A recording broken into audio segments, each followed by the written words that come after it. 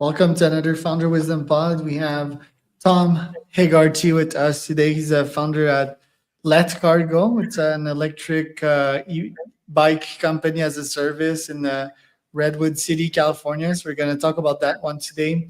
BookRideGPT.com is presenting this podcast. If you want to create your own Kindle book with AI, you can go to BookRideGPT.com. We take your LinkedIn post, your Twitter post, and craft a beautiful book in a couple of minutes there. So the first credit is on me. Tom, welcome to the pod. Tell me a bit more about yourself and what you're up to nowadays. Hey, Charles. Yeah, thanks for having me. Um, so I am originally grew up in France. I grew up on a farm in France, and basically did a lot of the tech electronics. Worked in telecoms and consumer electronics for a while. And at some point, while I was at Uber, Uber got very excited about the growth rates of bike share in China. Specifically, and I luckily got involved at that point, and sort of got stuck with this bike share bug ever since. And so been through a few companies. We figured out unit economics in multiple kind of scenarios, and figured out kind of a way that we can make the business work via a subscription model. So that's what LetGoCar is. It's a cargo e-bike as a service. It's like bike share, but assigned to one household, basically. So bike's always available. It's fully maintained, meant to be like a white glove service. Right. And why did you decide to start that company? Because I believe you were employed at a couple of jobs before that. Like, why start the bike company in 2023? Yeah, well, it's kind of the culmination. I think a lot of people just to start with the bike share. Let's say got very visible with the bike share boom again, first in China, and then in Europe and the US and other places. But everybody's just trying to crack the business model. The growth rates were really impressive. Uber was amazed, like, oh, this is growing even faster than car share, than ride share. But it took a couple of years to figure out what the unit economics look like in the end, and it didn't look good in a lot of those less dense cities anyway. China, where we copied it from, worked well. We kind of copied a model that worked well in very dense cities, and it works to some extent, in Europe more profitably, but in the US, not really. The density just isn't there. Are the tariffs complicating your life nowadays? Slightly, but I'd say it's just kind of like a drop on top of the other complications in my life. What are these other complications? But I think, yeah, so in the US, the way to make the bike share work is via subscription is a just much better fit. And just, yeah, a lot of us who were part of that bike share boom went on to try other things. And that's how you figure out something that works. You just keep trying. And this is where we're at. We're at like the 10th iteration of the business model. And this thing, we don't know yet if the growth is there, but what I have figured out over the last year and a half is that the unit economics are really good. So and what's complicated specifically about that model, right? I don't know much about it, but do people tend to steal these things? Are the economics pretty intensive? Like buying one of these things, do they break apart? Like, what's so complicated about it? Yeah, no, good question. In short, it comes down to operation costs. Specifically in the US, it's extremely convenient to be able to pick up a bike on the street, ride it to your destination, and then just drop it. So the user experience amazing, people love it. But on the back end, specifically if you live in a spread out city, you pick up the bike at a train station or something, and then you drop it off in front of your house in the suburbs. And then you got to pay a guy in a van to come pick that up in front of your house and bring it back to somewhere it might be useful. So if I were to summarize it, that's the main problem. And so this works in very densely populated areas because there's a high chance that you'll drop the bike somewhere that's useful again, and you won't have operational cost in the middle. But if density goes down, you're in trouble. That's the main thing. Now, bikes also break down. That's the number 2 problem that I'm dealing with. I've taken away that problem of operations of having people running around in vans, moving them around 3 times a day. But we still have the reliability of the bicycle supply chain. It's just not great. So e-bikes just kind of took over, use 99% the same supply chain as as regular bikes, which are basically toys. The supply chain it's meant to be a toy, and so no one in the kind of 10 layers of supply has invested in reliability. And so while people are used to riding a car and servicing it once every 15,000 miles or 25,000 kilometers, bikes break down every 500 miles. And if you have a good bike, maybe it's 700 miles. If you have a bad bike, it's every 30 miles. But the best in the world of bikes is still like 2 orders of magnitude worse than a car. And that's really hard for people when they're trying to take a bike as a serious transportation mode, to just resolve that. You have stuff to do in your life, and you can't have something breaking down every 800 miles. And what breaks precisely? Because I'm an Ironman, I use bikes a lot. I mountain bike as well. And yeah, sometimes the chains, but most of the time it's flat, right? Friggin' flat. Is that like the main cause of issue there? Yeah, so flats and just worn down bike pads are, in my experience, the top 2 offenders. But unfortunately, there's a long tail of others too. Like minor adjustments, stuff that no engineer has sat down and spec'd out and say, like, we should tighten this to this amount so that it doesn't move in 20,000 miles. Nobody has ever thought of that. Nobody's doing that seriously, the way it's done in the automotive industry. And so as a result, there's just a long tail of little issues that happen and that just get in the way of this being a predictable mode of transportation. Right. And where do you supply these bikes? If they come from China, you mentioned that tariffs weren't a problem, but isn't that a humongous problem? A bike that used to cost 5,000 now costs like 10,000? Correct. Yeah. So I currently source from China. The reason for that, well, there's 2 reasons. One, there's really no other serious place to make bikes. And also 2, at this point, still kind of evaluating product market fit. I'm optimizing towards, deploying the biggest number of bikes with smallest amount of capital to be able to test the market. And so I'm not yet really optimizing for reliability at this phase of the business. So there's a point to be made. Like, if we're going to redo the supply chain, to build some bikes domestically, but we're still, in the best case scenario, like 5 to 7 years away from getting bikes that would be at parity with the quality that was coming out of China today. And then maybe we can get better after that if we invest enough. But it's going to take us a long time to even match. Forget about overtaking. Right. And I think the only way to get par with Chinese price would be to have robots and not humans doing these bikes, right? So isn't that like whole tariffs thing a full farce? Yeah, and honestly, the fastest way to get the robots would be bring them from China too. So that's like the greatest irony ever. I haven't thought about that one.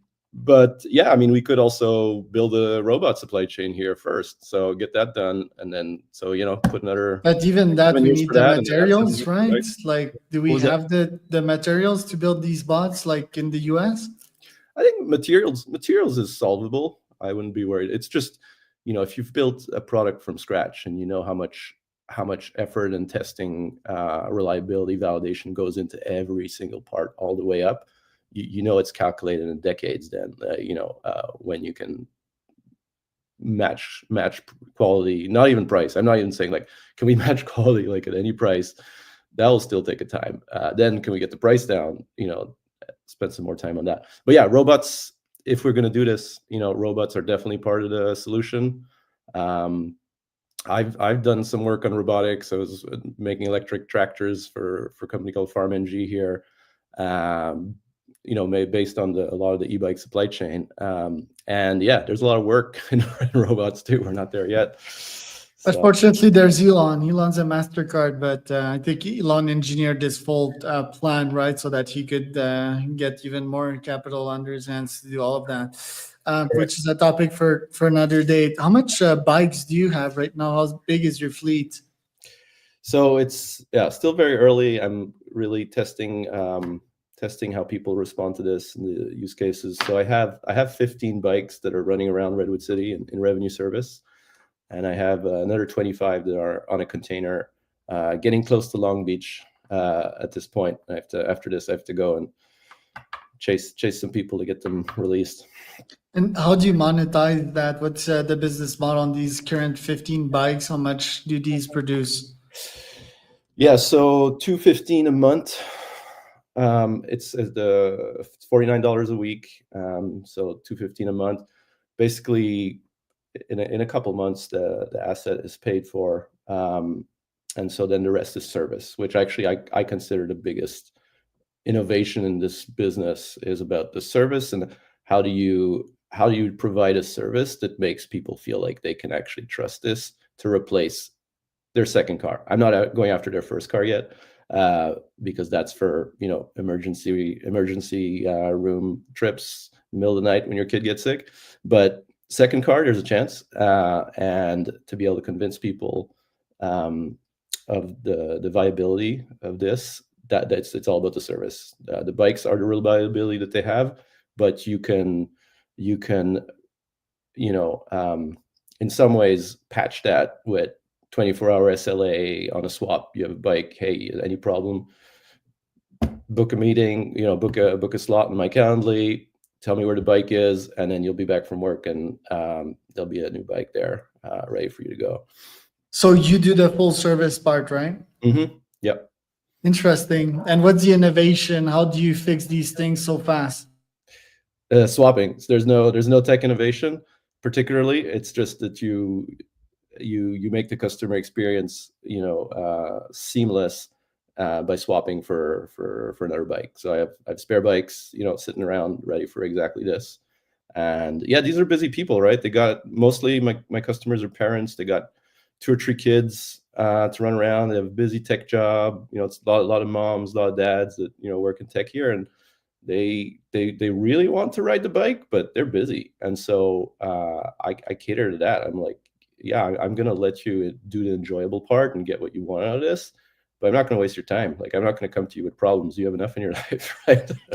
Yeah, and that's how you build a very successful business, right? Like Jeff Bezos type, like customers centric, customer obsession, and so forth. Tell me a bit more about these bikes. Are they fully electric? Do I need to pedal? Are they fancy bikes? They are fully electric. They go up to 28 miles an hour. They can carry 400 pounds. So that's like 2 kids or, groceries for a week to feed those kids.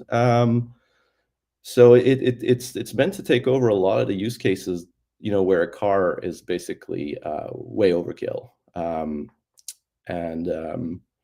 So yeah, they're pretty similar. Like, again, I'm not doing technical innovation on the hardware. It's very much about the service. I can, but I'm trying very hard not to because I know I've launched 15 hardware products in my career, and I know that the best thing I can do is not touch something that works unless I really, really need to.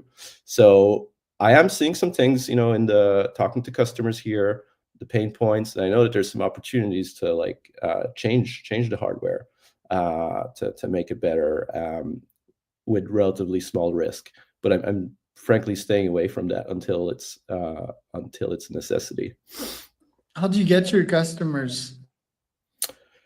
So originally, this is the part I'm learning about because I'm very much like a engineer, manufacturing, supply chain guy, used to living in factories in China.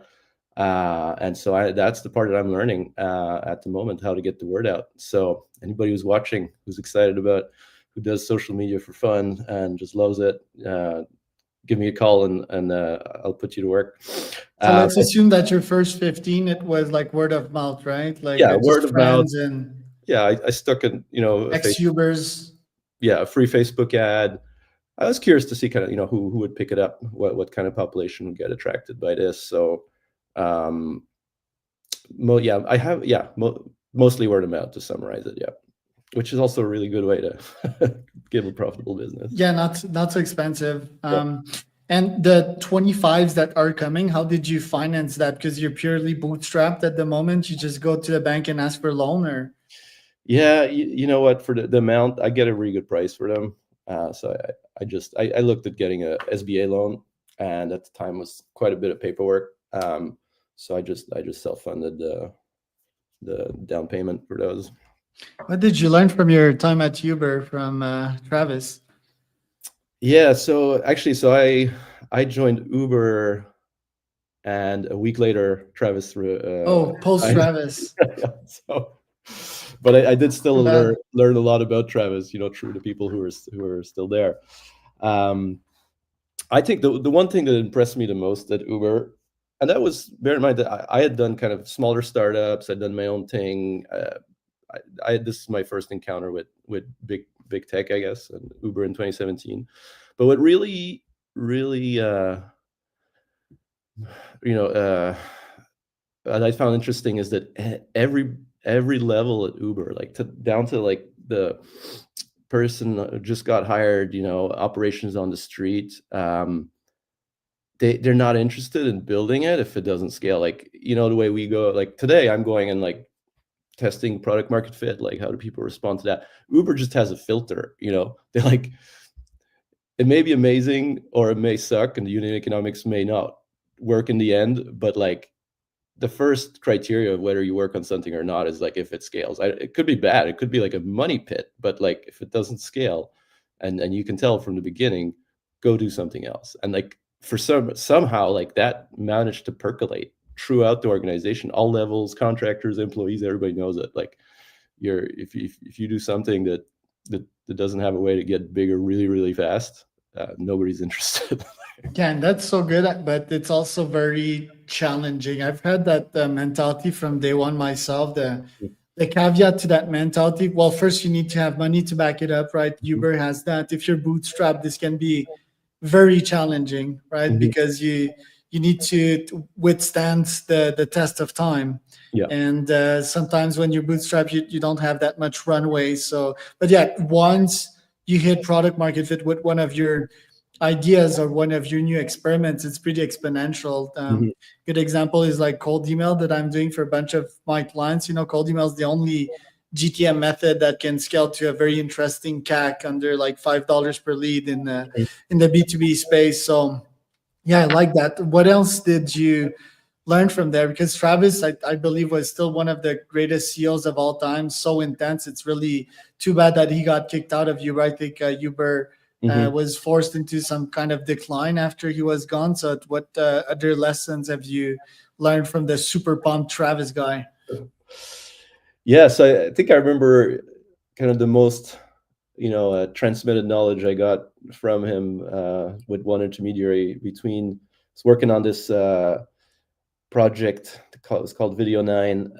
At the time, everybody was very hopeful. That's actually why I got hired. Was we were hoping to machine learn our way to self-driving cars, and so I had experience, scaling up consumer electronics systems in China, and so I was brought on to, how could you make a camera cheap enough to put in every single one of our, 2 million cars at the time. It's probably it's way more than that now, and collect all this data and get this data back, in a cost-effective way.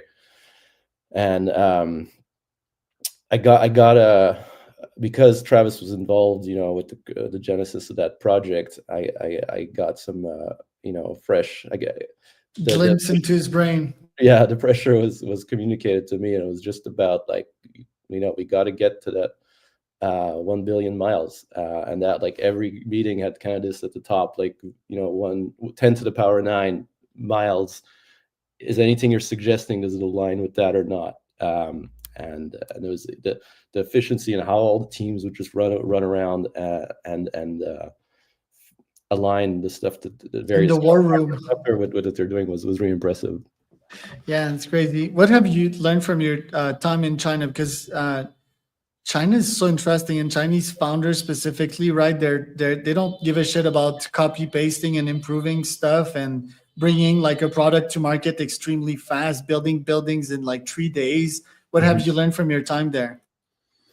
Yeah, I think what's very interesting is like, coming from Silicon Valley, and originally it was send Tom over to China to build this stuff like at scale cheaply. and figure out the manufacturing. And then I realized that the most value was being created was not me at the factory. It was me on my commute between like my hotel and the factory, where I was realizing, wait a second, like this is 10 years ahead. Like I need to re-import back the stuff that's happening. And bike share is classic example, one of the first like copy from China, business models. And I just realized doing this more and more, like everything I see out there and bring it home and people are like, oh, wow, I didn't think of that. So what I'll say is that just on the engineering, I'll talk about kind of why I was going to China mostly is like, communicate to these partners in China what the engineers in Silicon Valley want to get done, and do that as smoothly as possible. So, we don't need to bother them and they can continue innovating and China like builds what they said to build. And the approach over there is very, very different. It's not so engineering focused. Like nobody cares if it's a better design. Like if you if you scaled it faster and you took over the market and you got feedback from the market and iterated on it a bunch of times, you just get to scale sooner. And who cares if the first design was bad? Like you win. And the most striking example, this is Segway. I got to work, with Ninebot, and so it was really funny because they were selling scooters to everybody, Bird, Lime, etc. I was like, oh, innovation. They're all Ninebot scooters, and so people were always like, oh, Ninebot Segway. Okay, so like Segway acquired Ninebot. I was like, no. Ninebot acquired Segway, and I'll tell you why. It's because Segway had a $3,500 self-balancing device that Ninebot copied because Segway didn't have patents applied for yet in China, and Ninebot improved it much faster, and they figured out what people wanted. They sold way more, and they just killed. Their product was 3 times better, 3 times cheaper, and then Ninebot turned around and bought Segway's patents. End of story, right? Like they won. And is that fair? I mean, I don't care. Like, is it fair? They were much better at executing operations. They got in front of customers. They figured out what customers wanted faster, and they bought their patents. There's, we're talking about like fairness as described by how much money you put in a patent, how much money you put on getting the whole market, and it turns out getting the whole market cost was more valuable than the patents. Because I think there's no fairness in business. I think it's just a savage sport. You get in the arena and you either thrive or you get the fuck out the way and you get a 9-to-5 job if you're not fit for that. That's my philosophy. I don't believe in the full patent scheme of things. I think it's just breaking innovation. I think ultimately if we can all benefit from better products, and it's not only about being a great creator, great builder. You also need to go out and sell your shit and be good and be full stacked, right? Like be a builder, but also be a good seller. I think you need to be full package nowadays. And if people are not comfortable with that, then it's just business is not the right sport for them. At least that's my opinion. Yeah. What happened with that Tesla and Bid? Do you think it was something somewhat similar? Like because Bid is certainly taking over right now. BYD. Yeah. I mean, Tesla. I'm pretty sure. I don't know. I don't talk about this much, but I'm pretty sure Tesla understands that they better move out of the electric car business pretty quickly. They're done. Autonomous. That's great. They're good at that. Maybe they can figure out like the operations of a ride-hail business the way Uber did without partnering with Uber. Great, but like electric car is a commodity, and that's not what Tesla is going to make money from in the future. And I think, yeah. I mean, bid cars are like friggin' jumping, and they're parallel parking with the wheels turning, and they're floating in water. So here's the thing with the China market. Not only is it a huge market that you can get to scale really quickly, like just one population speaks the same language, like huge culture, homogenous market that you can reach really fast, but also just it's a population that's been used to things changing around them very fast, and they're very comfortable with them. And so that now, kind of when they reach parity, with the West, and for example, electric cars, they didn't just stop there and be like, oh yeah, now let's like stop innovating. They're used to that and they expect it. And product iteration happens so much faster because, of course, supply chain's there. It helps in the supply side, but also the demand. There's demand to like try out new stuff, and if it doesn't work, like throw it away and try something. So we like predictability over here. We're used to it. We've had our PCs for 30 years and our smartphones now for 10 years or more. But once we've tried our EV, we want things to just stay stable. Okay, I'm riding electric now. Cool. Don't bother me for another 10 years. China, they just want to keep moving. Because you mentioned something quite important that I haven't heard much before, and I think that's the reality. I think we copy shit from China as well, and we bring it back to the Western world. That's very much the reality, even more than that they do copy us or whatever. I think that's just what's happening, right? So do you feel that tariffs are actually slowing down innovation, or will they possibly accelerate it? I fail to see a way, at least in the short and medium term, that this could accelerate any innovation. There's an argument, for the very long term that like, we're decoupling from the Chinese supply chain, and it's going to force us to rebuild that supply chain our own way, maybe different, maybe better. But that's definitely I'm thinking like 10, 15, 20 years that we'll see the fruit of that, if we do. And if we have if we continue to have the economic financial power to fund that. But yeah, I mean, it's normal. We have to, it's like I don't want to go too far into geopolitics, but China is the growing power, and it's natural for the incumbent to want to slow down its growth. And so decoupling makes sense for both. Unfortunately, it's too bad.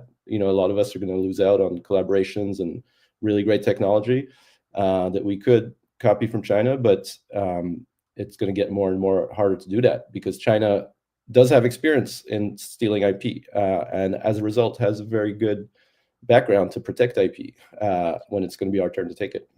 Right. But the argument for that is that, it's national security. Don't you feel that national security is actually trading with other nations and having free flowing goods and humans across the line? Isn't that guaranteeing that we're not going into a war? I'm a very pessimistic person. Unfortunately, I just can't think of any example in history where, the incumbent power decided to collaborate with the growing power for the sake of peace. And I think just the U.S. is realizing that it still has military superiority, and it better damn well use that before they lose the economic superiority.